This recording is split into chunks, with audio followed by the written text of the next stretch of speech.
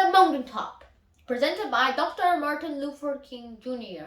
on April 3rd of 1963 at the Mason Temple in Memphis, Tennessee, USA. Thank you very kindly, my friends, as I listened to Ralph Abernathy and his eloquent and generous introduction, and in thoughts to myself, I wondered who he was talking about. It's always good to have your closest friend and associate to say something good about you. And Ralph Abernathy is the best friend I have had in the world. I'm delighted to see each of you here tonight. In spite of the storm warning, you reveal that you are determined to go on anyhow. Something is happening in Memphis. Something is happening in our world. And if I was standing at the beginning of time with the possibility of taking a kind of general and pandemic view of the whole of human history up to now, and the Almighty said to me, "Martin Luther King, which age would you like to live in?" I would take my mental flight by Egypt, and I will watch God's children in their magnificent trek from the dark dungeons of Egypt through, or rather across the Red Sea, through the wilderness on toward the promised land. And in spite of its magnificence, I wouldn't stop there.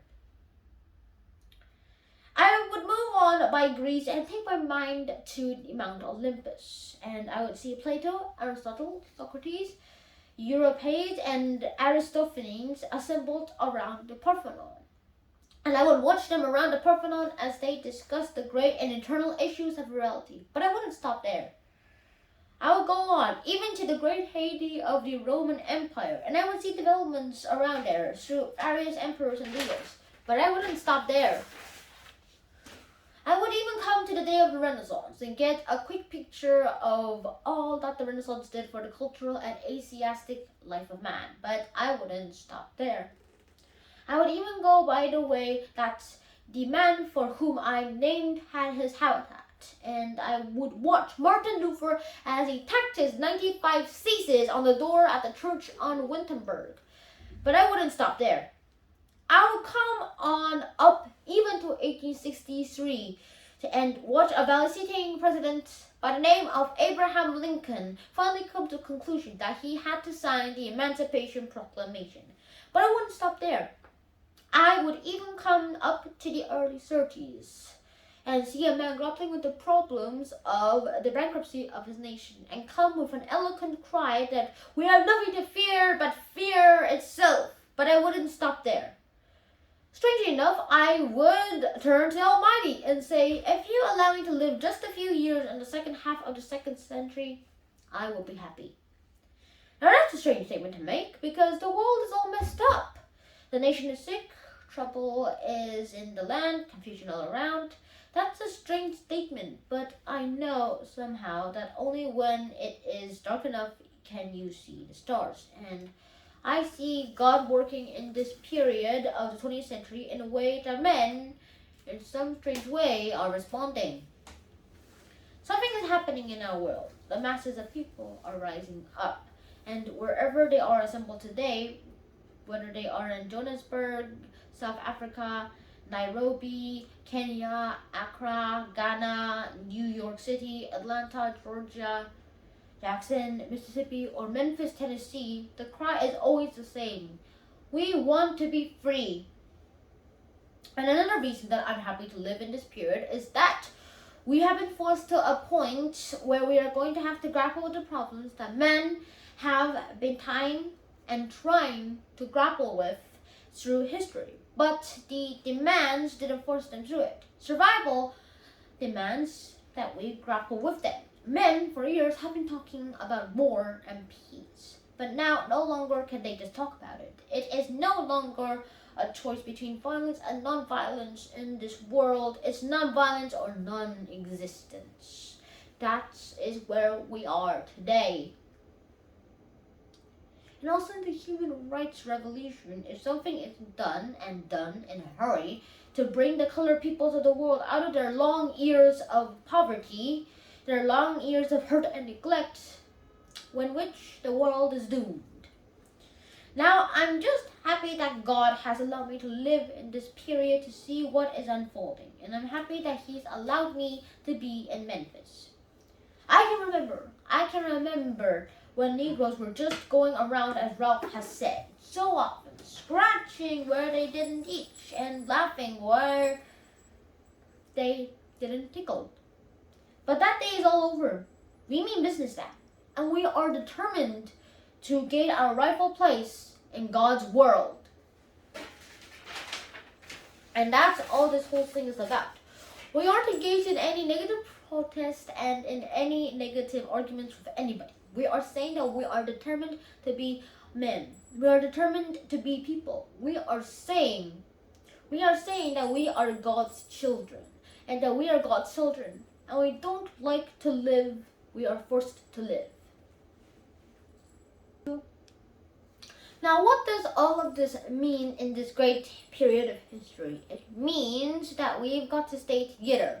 We've got to stay together and maintain unity. You know, whenever Pharaoh wanted to prolong the period of slavery in Egypt, he had a favorite formula for doing it. What was that? He get the slaves fighting among themselves. But whenever the slaves get together, something happens in the Pharaoh's court, and he cannot hold the slaves in slavery. When the slaves get together, that's the beginning of getting out of slavery. And now let us maintain why and the unity. Secondly, let us keep the issues where they are. The issue is injustice. The issue is the refusal of Memphis to be fair and honest in its dealings with its public servants, who happen to be sanitation workers. Now, we've got to keep attention on that. That's always the problem with a little violence. You know what happened the other day, and the press dealt only with the window breaking. I read the articles. They very seldom got around to mentioning the fact that 1,300 sanitation workers are on strike, and that Memphis is not being fair to them, and that Mayor Loeb is in dire need of a doctor. They didn't get around to that. Now we're going to march again. And we've got to march again in order to put the issue where it's supposed to be and force everyone to see that there are 1,300 of God's children here suffering, sometimes going hungry, going to the dark and dreary nights, wondering how this time and things will come out. That's the issue. And we've got to say to the nation, we know how it's coming out. For when people get caught up with that which is right and they are willing to sacrifice for it, there is no stopping point short of victory. We aren't going to let any mace stop us. We are masters in our nonviolent movement in disarming police forces. They don't know what to do. I've seen them so often. I remember in Birmingham, Alabama, when we were in that majestic struggle there, we will move out of the 16th Street Baptist Church day after day by the hundreds of men who would move out. And Bull Connor would tell them to send the dogs forth. And they did come. But we just went before the dogs saying, ain't gonna let nobody turn me around. But Connor next would say, turn the fire hoses on. And as I said to you the other night, Bull Connor didn't know history. He knew a kind of physics that somehow didn't relate to the transphysics that we knew about. And that was the fact that there was a certain kind of fire that no water could put out. And we went before the fire hoses. We had no water. If we were a Baptist or some other denominations, we had been immersed. If we were Methodist and some others, we had been sprinkled, but we knew water. They couldn't stop us. And we just went on before the dog, and we would look at them. And we go on before the water hoses, and we look at it. We just go on singing, over my head I see freedom in the air. And then we would be thrown in the paddy wagons, and sometimes we were stacked in there like sardines in a can. And then they throw us in, and old Bull would say, take him off, and they did. And we would go in the paddy wagon singing, we shall overcome. And every now and then we'd get in jail, and we'd see the jailers looking through the windows, being moved by our prayers, and being moved by our words and our songs. And there was a power there which Bull Connor couldn't adjust to. And so ended up transforming Bull into a steer, and we won our struggle in Birmingham. Now we've got to go on in Memphis just like that. I call upon you to be with us when we go out on Monday. Now about injunctions. We have an injunction and we're going to the court tomorrow morning to fight this illegal unconstitutional injunction. All we say in America is to be true to what you said on paper. If I lived in China or even in Russia or even in a totalitarian country, maybe I could understand some of these illegal injunctions. Maybe I could understand the denial of certain basics First Amendment privileges because they haven't committed themselves to that over there. But sometimes I read the freedom of assembly. Somewhere I read the freedom of speech. Somewhere I read of the freedom of the press. Somewhere I read the greatness of America is for the protection of those rights. And so just as I say, we aren't going to let dogs or water hoses turn us around. And we aren't going to let any injunction turn us around. We are going on. We need all of you. And you know what's beautiful to me is to see all these ministers of the gospel. It's a marvelous picture.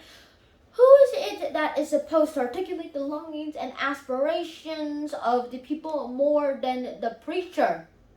Somehow the preacher must be a kind of fire shut up in its bones. And whenever injustice is around, you tell it.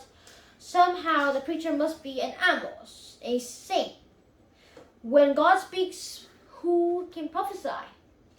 Again with Amos, let justice roll down like waters and righteousness like a mighty stream. Somehow the preacher said with Jesus, the Spirit of the Lord is upon me, because he hath anointed me. And he's anointed me to deal with the problems of the world and the poor. And I want to commend the preachers under the leadership of these noble men.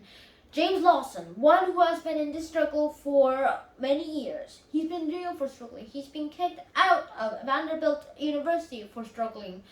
But he's still going on, fighting for the rights of his people. Reverend Ressay Jackson, Billy Kales. I could just go right on down the list. But time will not permit. But I want to thank all of you. I want to thank you then. Because so often preachers aren't concerned about anything but themselves. And I'm always happy to see a relevant mystery. It's alright to talk about people wearing long white robes over yonder in all of its symbolism. But ultimately people want some suits and dresses and shoes to wear down there. It's alright to talk about streets flowing with milk and honey, but God has commanded us to about the slums down here and his children who can't eat 3 square meals a day. It's alright to talk about the New Jerusalem, but one day God's preachers must talk about the New York, the New Atlanta, the New Philadelphia, the New Los Angeles, the New Memphis, Tennessee. This is what we have to do. Now the other thing we'll have to do is this. Always anchor our external direct action with the power of economic withdrawal. Now we are poor people. Individually, we are poor people when you compare us with white society in America. We are poor. Never stop and forget that collectively. That means all of us together. Collectively, we are richer than all nations in that work and in the world, with the exception of 9. Did you ever think of that? Are you to live the United States, Soviet Russia, Great Britain, West Germany, France, and I can name the others. American Negro collectively is richer than most nations of the world. We have an annual income of more than $30 billion a year, which is more than all of the exports of the United States, and more than the national budget of China and Canada. Did you know that? That's power right there, if you know how to pull it.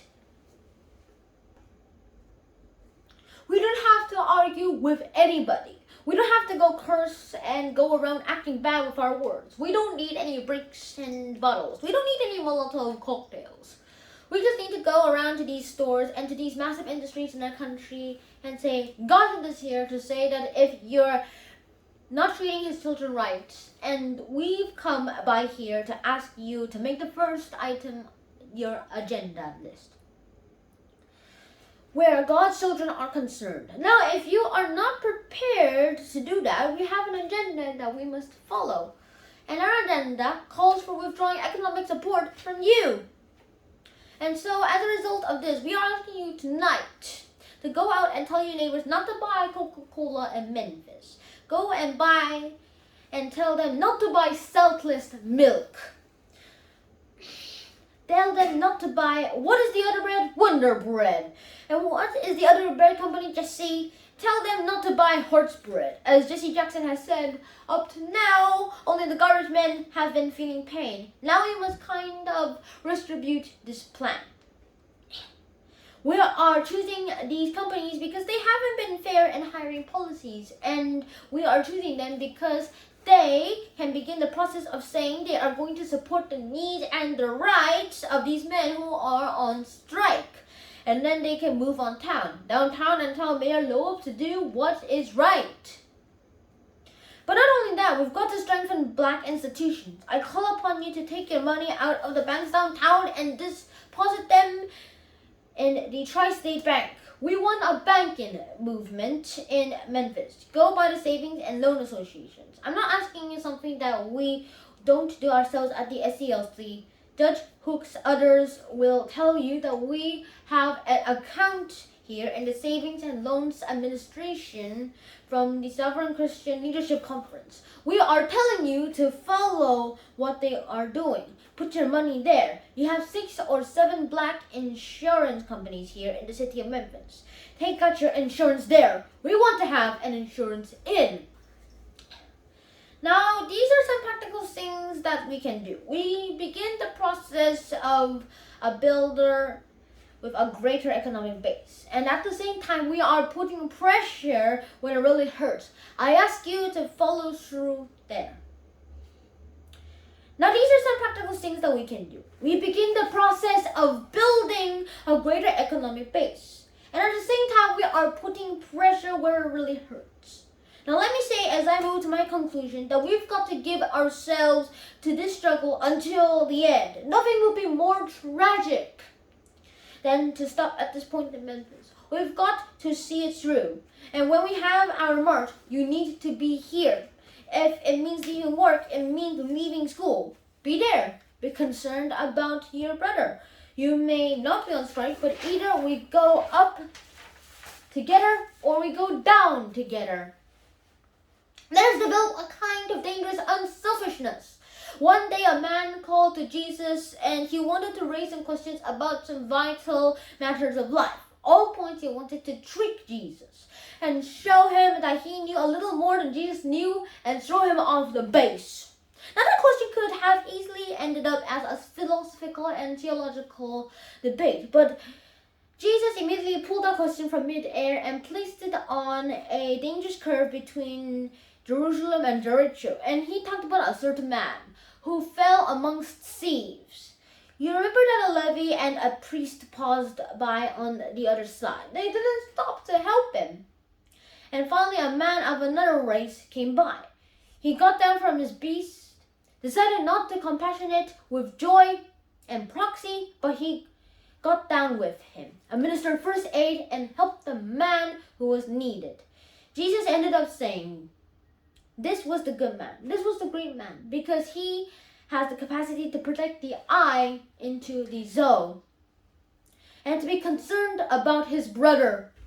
Now, you know, we use our imagination a great deal to try to determine why the priest and the Levy didn't stop. At times, we say they were busy going to a church meeting, an existential gathering, and they had to get down on Jerusalem so they wouldn't be late for their meeting.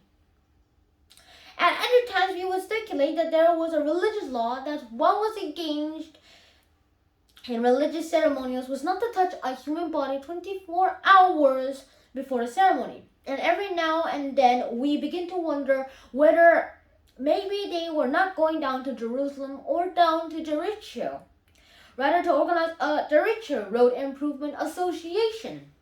That's a possibility. Maybe they felt that it was better to deal with the problem from the causal root, rather than to get bogged down with an individual effect. But I'm going to tell you what my imagination tells me. It's possible that those men were afraid. You see, the Jericho Road is a dangerous one. I remember when Miss King and I were first in Jerusalem.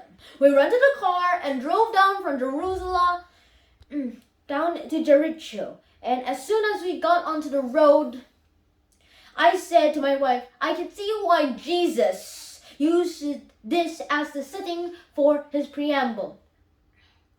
It's a winding, meandering road. It's really conducive for ambushing. You start at Jerusalem, which is about 1,200 miles, or rather 1,200 feet above sea level. That's a dangerous road. In the days of Jesus, it came to be known as the Bloody Pass. And it's possible that the priest and the Levy looked over that man on the ground and wondered if the robbers were still around. Or it's possible that they left that the man on the ground was merely faking. And he was acting like he had been robbed or had been hurt. In order to seize them over there, lure them for a quick and easy seizure. And so the first question that the priest asked, the first question that the Levite asked was, if I stopped to help this man, what would happen to me? But then the Good Samaritan came by and he reversed the question. If I do not stop to help this man, what will become of him? That's the question before you tonight. Not, if I stop to help the sanitation workers, what will happen to my job? No. If I stop to help sanitation workers, what will happen to all the hours I usually spend in my office every day and every week as a pastor? The question is not, if I stop to help this man in need, what will happen to me? The question is, if I do not stop to help the enthusiastic workers, what will happen to them? That is the question. Let us rise up tonight with a greater readiness. Let us stand with greater determination. And let us move on in these powerful days and take up those challenges to make America what it ought to be. We have an opportunity to make America a better nation. And I want to thank God once more for allowing me to be here with you. Several years ago, I was in New York City autographing the very first book I had written. And while sitting there autographing books, a demented black woman came up. The only question I heard from her was, "Are you Martin Luther King?" And I was looking down writing and I said, "Yes." And the next minute, I felt something beating on my chest. Before I knew it, I had been stabbed by this demented woman. I was rushed to the Harlem hospital. It was a dark Saturday afternoon, and that blade had gone through, and the x-rays revealed that the tip of the blade was on the edge of my aorta, the main artery. And once that's punctured, you're drowned in your own blood, and that's the end of you. It came out in New York Times the next morning. If I had merely sneezed, I would have died. Well, about 4 days later, they allowed me, after the operation, after my chest had been opened, and they removed the knife, to move around in a wheelchair in the hospital. They allowed me in to read some of the mail that came in, and from all over the states and the world, kind letters came in. I read a few, but one of them I can never forget. I had received one from the president and the vice president. I've forgotten what the telegram said. I'd received a visit and a letter from the governor of New York, but I've forgotten what the letter said. But there was another letter that came from a little girl, a young girl who was a student at the White Plains High School. And I looked at the letter, and I'll never forget it. It said simply, "Dear Dr. Kin, I am a 9th grade student at the White Plains High School." And she said, "While it should not matter, I would like to mention that I am a white girl. I have read in the paper of your misfortunes and of your suffering, and I read that if you had just sneezed, you would have died. And I'm simply writing to you to say that I'm happy that you didn't sneeze." And I want to say tonight that I am happy that I didn't sneeze. Because if I had sneezed, I would have been around here in 1960 when the students all over the South started sitting in at the lunch counters. And I knew that as they were sitting in, they were really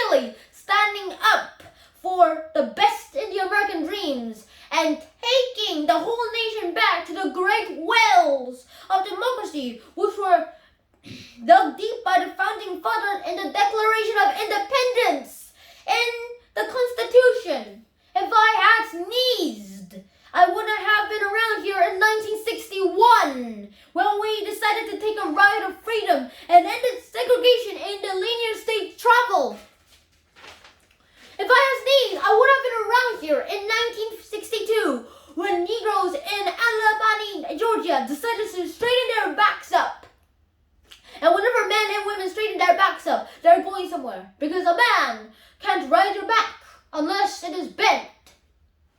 If I had sneezed, I would have been here in 1963 when the black people of Birmingham, Alabama had aroused the conscience of this nation and brought into being the Civil Rights Bill. If I had sneezed, I wouldn't have had a chance later that year in August to try to tell America about a dream that I had. If I had sneezed, I would have been down here in Selma, Alabama to see the great movement there. If I had sneezed, I would have been in Memphis to see a community rally around those brothers and sisters who are suffering. I am so happy that I didn't sneeze. And they were telling me, no, it doesn't matter. It really doesn't matter what happens now. I left Atlanta this morning, and as we started on the plane, there were 6 of us. The pilot said in the public address system, we're sorry for the delay, but we have Dr. Martin Luther King on this plane. And to be sure that all the bags were checked and to be sure that nothing would be wrong upon the plane, we had to check out everything carefully. And we had the plane protected and guarded all night. And then I got into Memphis. And some began to say the threats or talk about the threats that have went out. What would happen to me from some of our sick white brothers? Well, I don't know what will happen now. We've got some difficult days ahead. But it really doesn't matter with me because I've been on the mountaintop. And I don't mind.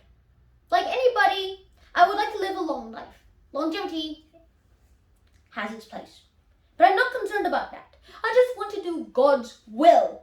And He's allowed me to go up that mountain. And I've looked over and I've seen the promised land.